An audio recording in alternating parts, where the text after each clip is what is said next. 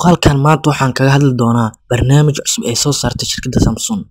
Sidaa wada ognahay moobiladeena waxaan isticmaalnaa in ka badan wax kale.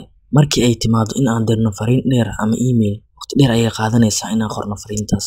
Sidaas darteed shirkadda Samsung waxay soo saartay barnaamij la magac baxay Self Tape oo ah invisible keyboard ama keyboardka aan la arkaynin, kaasoo kuu ogolaanaya inaad taleefankaaga hortaada dhigato kadibna aad bilowdo qorista fariintaada. Kaamirada taleefankaaga ayaa la socon doonto xarfaha aad taabanayso, sidaasna ayay moobilka u gudbinaysaa. Barnaamijkan shirkadda Samsung shaaca oo kaliya ay ka qaaday, laakiin ma sheegin xilliga saxda ah ay soo fasaxi doonaan, ayna u ogolaan doonaan userskeeda inay isticmaalaan. Waxaan rajeynayaa inaad sugi doontaan barnaamijka inta laga soo fasaxayo. Haddii aad ka heshay muuqaalkan like saar, haddii aad ku cusub tahay fadlan channelka subscribe saar, la wadaag asxaabtaada.